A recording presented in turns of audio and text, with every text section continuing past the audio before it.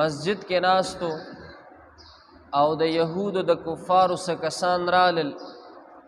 او پیغمبر علیه السلام نه تپوس وکړو. تپوس یې یو دا وکړو چې دا قیامت به کله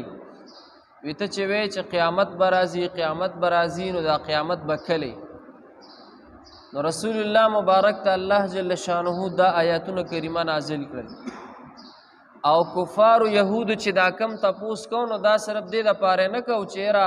هغوی د قیامت د ورځې نه یریدل، ځکه کافران چې دي خو په ورځ د آخرت باندې ایمان نه لري. دا خو مؤمنان مسلمانان چې دي په ورځ د آخرت باندې ایمان لري. هغوی کافرانو چې د رسول الله مبارک نه دا تپوس کړی نو دی به طور یو استهزا یو ټوقه غوندې رسول الله مبارک پسې کوله چې د ته وایې چې دا قیامت به راځي، قیامت کې به سزاګانې، نو دا به کله راځي؟ او بل حدیث مبارک کې راځي نبی کریم صلی الله علیه وسلم فرمایي وی انا والساعة کهاتین، پیغمبر علیه السلام داسې په ګوتو باندې اشاره وکړله وی زه او دا قیامت دقه شانتې دواړه نږدې یو دواړه. خو بیا رسول الله مبارک داسې اشاره وکړه وی زه د قیامت نه لږ غوندې مخکې راغلم، ما پسې قیامت بالکل څه دی نږدې دی او قیامت به راځي. دا زمونږ عقیده ده، دا ایمان دی چې ورځ د آخرت به قایمیږي. دا قیامت هلکه دا په دوه قسمه باندې دی، یو ته قیامت صغرا ویلی کېږي، بل ته بیا قیامت کبرا ویلی کېږي. کله چې یو سړی وفات شي په دنیا کې او دته مرګ راشي، د مرګ نیټه پوره شي، دنیا کې دی وفات شي، مړ شي، قبر ته لاړ شي، بس په ده باندې څه د قیامت واقع شلو، په ده باندې قیامت شروع شلو. او بیا غټ قیامت قیامت کبرا چې ورته ویل کېږي نو هغه به د الله په حکم سره چې کله الله وغواړي. او دا قیامت دا به په چا راځي؟ دا به په مسلمانانو ګورې نه راځي. په مخ د ځمکه چې کله لا اله الا الله ویونکي موجود وي او د الله ذکر کوونکي موجود وي نو په مخ د ځمکه به قیامت نه راځي. ګورې قیامت دا به په چا راځي؟ دا به په خالص کافرانو ګورې راځي. دا به هغه خلق به پاتې شي چې دا به ټول بېدینه به وي، یو کس هم د الله تعالی د نوم اغستونکو والا به نه وي. نو بیا به صرف په کافرو به دا قیامت راځي. دا د قیامت دا سخت ورځ دا به په چا راځي؟ دا به په کافرو ګورې راځي. دا به په مؤمنانو مسلمانانو باندې سره دا قیامت دا ورځ به ګورې نه راځي. مؤمنان مسلمانان سره دا به ختم شي، سره کفار به پاتې شي، یو کس هم د الله تعالی منون کې پاتې نشي، صرف کافران سره دا کافران به پاتې شي، په هغې باندې به سره دا قیامت په راځي. نو رسول الله مبارک وی انا والساعة کهاتین، وی زه او قیامت په شانتې د دې دوه ګوتو یو.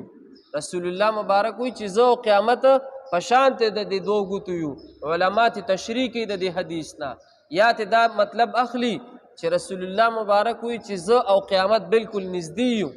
بالکل څه دی نږدې یو. یا ته دا تشریح اهل علما چې حضور علیه السلام وی چې زه زما مثال د دې غټې ګوتې دی او ورپسې دا بیا څه د قیامت دی. وی زه د قیامت نه مخکې راغلم او ما پسې څه دی قیامت به نږدې راځي.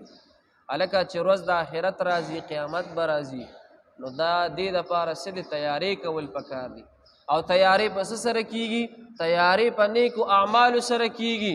تیارې په څه سره کېږي؟ تیارې چې دي د الله په احکاماتو منلو سره کېږي. نو بیا به په ورځ د آخرت باندې په قیامت کې به ستا حشر څه دی دا به بیا برابر ویږي. او ورپسې په دې بل آیات کریمه کې یوم تقلب وجوههم فی النار یقولون یا لیتنا اطعنا الله واطعنا الرسول. د کافر مختصر حالات الله بیانوي. وی کافران چې په دنیا کې ایمان نه دی راوړی، الله نه دی منلی، رسول الله نه دی منلی، دی به همیشه دپاره څه دی په جهنم کې پراته وي. همیشه دپاره به کافران څه دی په جهنم کې پراته وي. او د دې دا مخونه نه دي، دی چې کله جهنم ته غورځي دا کافران نو پړ مخې به څه دی په ځمکه به راښکلي کېږي او پړ مخې به څه دی جهنم ته غورځېږي. او چې کله دا کفار جهنم ته وغورځېږي نو دوی به چغې کړي. څنګه چغې به وي؟ یقولون یا لیتنا اطعنا الله واطعنا الرسول. کافران به دا چغې وي کاش چې موږ د الله تابعداري کړې وي، کاش چې موږ د رسول الله خبره منلې وي، نو اوس به موږ باندې سره دا عذابونه نه وي. نو دا کافران سری دی به بیا افسوس کوي هلکه دا ورځ د آخرت چې راشي بیا څوک افسوس د چا په کار راځي نه بیا خو که ته ډېر هم افسوسونه کوې او ته ډېر هم چغې وی دا کافران به چغې وي یا الله ته مونږ واپس که دنیا ته مونږ په دنیا کې د ستا تابعداري کوو ایمان به راوړو منځونه به کوو تلاوتونه به کوو هر حکم به د ستا منو خو خدای ته مونږ واپس کړي دنیا ته نو بیا د قیامت نه چې راشي نو دنیا خو به ختمه شوي د دنیا نظام به ختم شوي څوک بیا واپس راتلله نشته بیا ورپسې وقالوا ربنا انا اطعنا سادتنا وكبراءنا په جهنم کې به دو قسمه خلک دو قسمه یو به لاندې طبقې والا جهنمیان وي یو به اوچتې طبقې والا جهنمیان وي لاندې طبقې والا مطلب دا چې دا به هغه خلک وي چې کومو کافرانو په دنیا کې د خپلو مشرانو د لالچ د وجې نه سره کفر اختیار کړو کومو کفارو چې په دنیا کې د خپلو مشرانو د پیسو یا د دنیایي لالچ د وجې نه سره کفر اختیار کړو نو دوی به په لاندې درجه کې خو عذاب به سختي ګوري خدای دې انت بچو ساتي او څه به دا مشران کافران وي نو دا لاندې طبقې والا جهنمیان به الله ته چغې وي یا الله موږ خو د خپلو مشرانو دوکه کړو موږ خو د خپلو مشرانو موږ ته څه د لالچ راکړی خدای موږ خو د دې د وجې نه څه د جهنم ته راغلي وي دې ته څه د دوچند عذاب ورکه ربنا آتهم ضعفین من العذاب دا لاندې طبقې جهنمیان به وي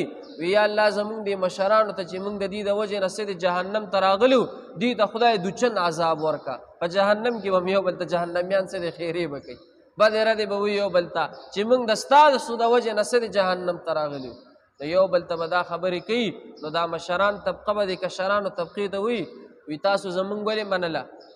تاسو ولې زمونږ تابعداري کوله په دنیا کې تاسو ولې چې د ګمراهۍ لار اختیاروله تاسو ولې وي زمونږ منله نو جهنم کې به کافران همیشه د پاره څه دي دا به پراته وي هلکه موږ لم پکې ګورې عبرت دی موږ لم پکار دی چې صرف ګورې دا داسې به نه کوو چې د روژې میاشت راله نو په ړومبي سب کې به ناست یو نه یا د کرونا ورځې شي نو هر سړي څه دي مونځ ته زور ورکړي نه دا مونځ دا په روژه کې هم فرض دی دا د روژې نه بغیر هم فرض دی ګورې د دې مونځ فرضیت چې دی دا به په روژه کې هم کې دا د روژې نه بغیر هم دی د قرآن تلاوت به په روژه کې هم کې د روژې نه بغیر به هم کې ګورې که یو سړی ټول عمر څه دی بیلمازي کې یو بیا راشي په روژه کې نو د ټول عمر دې مونځونو سر به څه کې لہذا عبادت د الله پاک هر وخت څه دی کول پکار دی ګورې جی سبق ته یسألک الناس عن الساعه تپوس کوي ستانه خلق اے پیغمبره د قیامت په باره کې قل ته ورته پیغمبره انما بشکا علمها علم د دې قیامت عند الله د الله سره دی وما يدريك لعل الساعه تا تس خبر دی شاید تكون قریبا چې قیامت وی نږدې ان الله بشک الله تعالی لعن الكافرین لعنت کړي دی په کافرانو واعد لهم سعیرا تیار کړي دی د دوی د پاره د لمبو اور خالدین فیها تر طلب وی په هغه کې دا کافران ابدا همیشه لا یجدون ولیا ولا نصيرا نبمومی د دوی نه څوک دوست او نه مددگار یوم تقلب وجوههم پکمر چې اړوي راړوي به مخونه د دوی بنار په اور کې یقولون وای بدا کافران یا لیتنا کاش کې چې زمونږه اطعنا الله چې تابعداري کړې مونږ د الله واطعنا الرسول او تابعداري کړې مونږ د رسول وقالوا وای بدی ربنا رب زمونږه ان اطعنا سادتنا بشک تابعداري کړې مونږ د خپل سردارانو وکبراءنا د خپل مشرانو فاضلونا السبيل پس بیلار کړو مونږ دوی د حق لارنا ربنا رب زمونږه آتهم ورکړي دوی ته ضعفین دوچن عذاب من العذاب د عذابنا ولعنهم لعنا کبیرا او لعنت وکړه په دی باندې لعنت لوی صدق الله